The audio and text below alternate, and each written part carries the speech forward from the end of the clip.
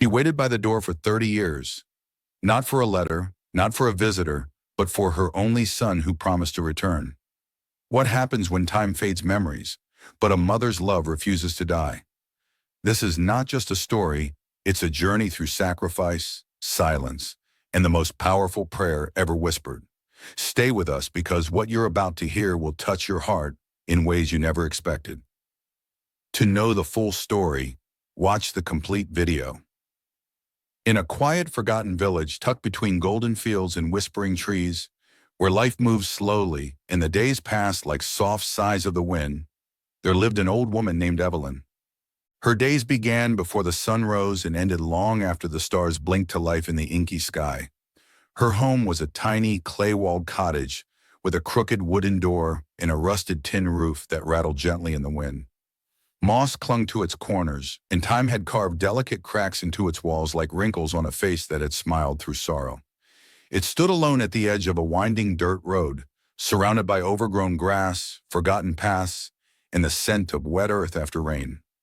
Inside there was no luxury, just a simple wooden bed with a thin mattress, a small fireplace blackened with soot, and a shelf holding a few faded photographs and a dusty prayer book. But within those humble walls lived something far more powerful than gold, the purest form of love, a mother's love. Evelyn had lived her entire life in silence and sacrifice. Her hands, once soft and slender, were now calloused and cracked, shaped by decades of hard labor drawing water from deep wells. Kneading dough for bread, she often skipped so her son could eat, and stitching clothes by candlelight with threadbare needles. Her back was bent not merely from age, but from years of carrying bundles of firewood, heavy baskets of crops, and the invisible but crushing weight of motherhood, a love so deep, so consuming, that she forgot her own name long ago and answered only to one, Mama. She had lost her husband when their only son Daniel was just 2 years old, a tragic accident at the steel factory that left her a widow overnight, and Daniel fatherless before he could even speak his name. There were no government pensions to rely on, no family savings tucked away, and no relatives who came to help, only the cold silence of grief and the weight of responsibilities that grew heavier by the hour. Evelyn had no time to mourn properly. Life demanded she rise before dawn and sleep after midnight. She worked every job she could find, her hands raw from scrubbing strangers' laundry in icy village streams. Her back sore from stooping in sun-scorched fields for long, thankless hours. She mended torn clothes under candlelight until her eyes ached, often going to bed hungry so Daniel wouldn't have to. While the world moved on and her name faded into the background noise of rural life, Evelyn clung fiercely to one truth: she had brought Daniel into this world, and she would not let it break him. With every coin she earned, every callus on her hand, and every whispered prayer at night, she stitched together a life of dignity for her child, even if it meant unraveling her own. Daniel was her light in a world that had grown dim. From the moment he learned to walk, Evelyn carried him not just in her arms, but in every heartbeat, every breath, and every prayer she whispered into the night.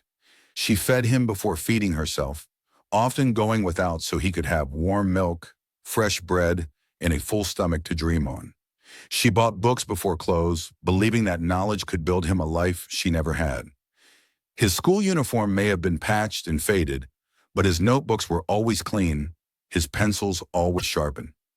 Evelyn stayed up through countless nights, hunched over torn fabrics, sewing under flickering candlelight, her needle moving in rhythm with the hopes beating in her chest. Her dreams weren't grand. They were simple: that Daniel would never have to scrub floors or beg for work, that he would sleep without hunger, and that he would walk with his head held high.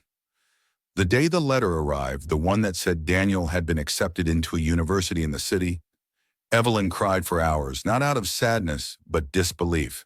She clutched the paper as though it were a golden ticket to a world beyond pain.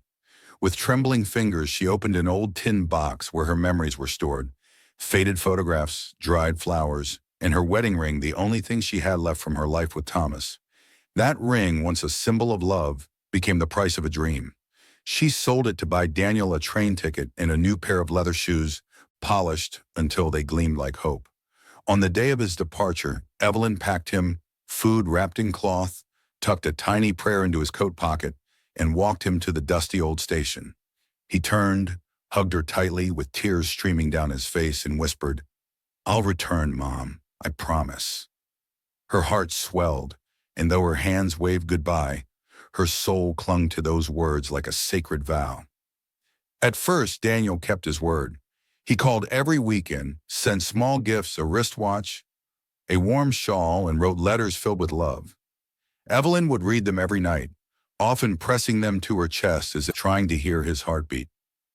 But slowly the letters stopped. The calls became shorter, then less frequent, and eventually silence settled in, like dust on her empty table. The village whispered that Daniel had married a woman from the city, wealthy, polished, and embarrassed of his past. Some said he had cut off all ties, but Evelyn refused to believe it. "My son has not forgotten me," she would say. "He must be busy. He'll come." And every evening she sat by the doorway with 2 cups of tea, her cloudy eyes fixed on the road, waiting. The tea always grew cold. Years passed. Evelyn's health declined. Her hair turned snowy white, her hands trembled, and her voice grew thin, but her hope remained. Each night she lit a small candle and whispered a prayer. "Protect my Daniel wherever he is. Let him know his mother still waits." She never once cursed him. She only asked God to watch over him. Then one rainy night, a soft knock echoed on her door. She opened it slowly, expecting maybe a neighbor, or perhaps her own imagination. But there stood a young man, soaked and shivering. He carried a worn leather bag and looked at her with eyes filled with sorrow. "Are you Evelyn?" he asked. I'm Aaron, your grandson." Evelyn's heart skipped a beat. Her lips trembled as she whispered, "Daniel's son?" Aaron nodded. Tears rolled down his cheeks. "He wanted to come back, but he didn't make it. He passed away last week. A heart attack. He always wanted to return. He spoke of you every night. He left this for you." He handed her a crumpled letter. With trembling fingers, Evelyn opened the letter. Daniel's handwriting was shaky, but his words were soaked in regret. "Mom, I am sorry."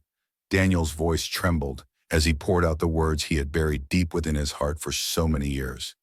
"I was young, confused, and ashamed of our poverty. I thought that by hiding you, by pushing you away, I could shield myself from harsh judgments of the world, from the pity in people's eyes. But in trying to protect myself, I only lost the one person who truly loved me without condition." His hands shook as he clutched the worn letter, the paper folded and refolded countless times, a symbol of his regret. "Every day that passed, I missed you.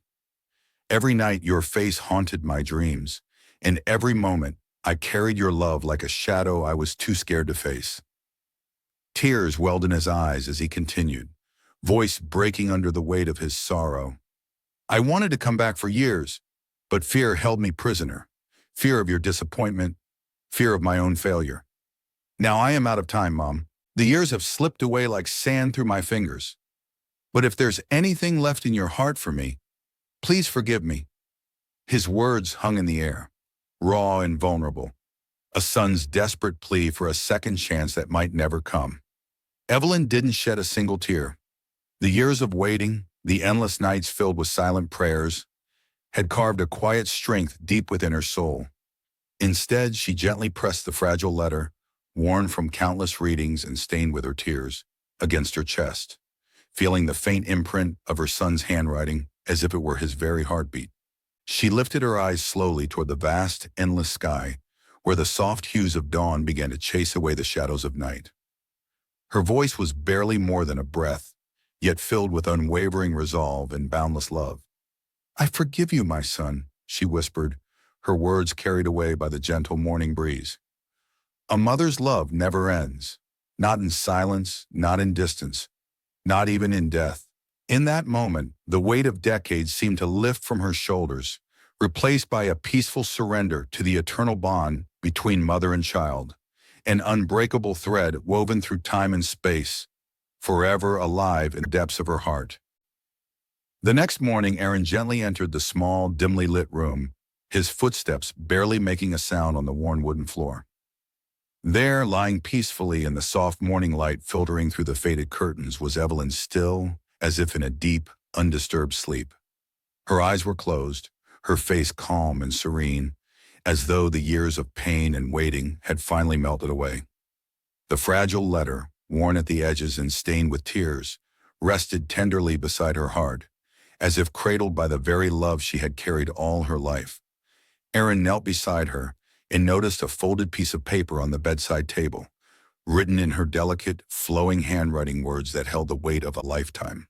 It read, "My prayer is complete. I waited and I forgive him. A mother's love never dies. It becomes a prayer." As he read those words, a quiet warmth spread through the room, a sacred echo of a love so pure and enduring that even death could not silence it. Evelyn had finally found her peace, reunited with her son beyond the boundaries of this world, her soul forever wrapped in the eternal embrace of forgiveness and love. And so ends the story of Evelyn, a mother who gave everything, expected nothing, and forgave everything. How many mothers like her are still waiting behind dusty windows, in quiet homes, holding on to fading memories? If your mother is still alive, don't wait for someday. Call her, visit her, thank her, because one day, like Evelyn, all that will remain is her prayer. If this story touched your heart, please don't forget to like, share, and subscribe to Elder Heart, where we bring you stories that stay with your soul. And remember, love, when it's true, never fades. It just becomes timeless. Until next time, take care of your heart, because somewhere, someone is carrying your name in their prayers.